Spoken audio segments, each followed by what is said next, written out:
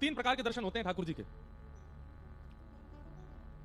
ठाकुर जी अगर आपसे मिलना चाहेंगे तो सबसे पहले आपके स्वप्न में दर्शन होगा।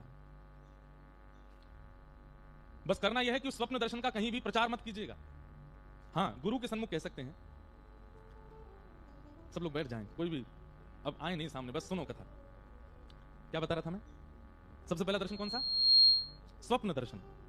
और स्वप्न दर्शन का प्रचार नहीं। रस बतावे से रस को प्रचार करवे से रस घटे, इसलिए रस जितना हो सके उसको गोपनीय रखो।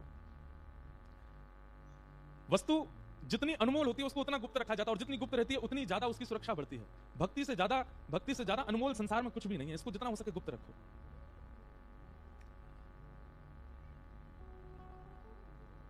तो स्वप्न दर्शन, स्वप्न दर्शन जब आपको अनेक बार स्वप्न, प्रत्यक्ष ठाकुर जी नहीं दिखेंगे। दिखना यदि स्वप्न में प्रारंभ होगा तो सबसे पहले आपको भगवत धामों के दर्शन होंगे।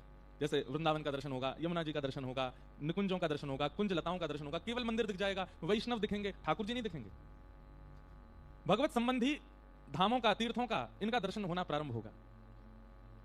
धीरे धीरे धीरे धीरे फिर उसी दर्शन में ठाकुर जी के अंगों का दर्शन, कभी केवल भुजाई दिखेगी, कभी केवल चरण ही दिखेंगे, कभी केवल वक्ष ही दिखेगा, कभी केवल कट्टी कौंधनी दिखेगी। फिर उसका भी अनंत काल तक दर्शन करने के बाद फिर ठाकुर जी ग्रीवा दिखेगी, कभी मुकुट दिखेगा, कभी कर्ण दिखेंगे, कभी तिलक दिखेगा। प्रत्यक्ष संपूर्ण ठाकुर जी नहीं दिखेंगे, नहीं तो स्वप्न में ही गोविंदाय नमो नमः सीधे भगवत धाम की प्राप्ति हो जाएगी। हां, आपके सेवा के ठाकुर जी दिख जाएंगे प्रत्यक्ष, राधा रमन लाल जी दिखेंगे प्रत्यक्ष, बिहारी जी दिखेंगे प्रत्यक्ष।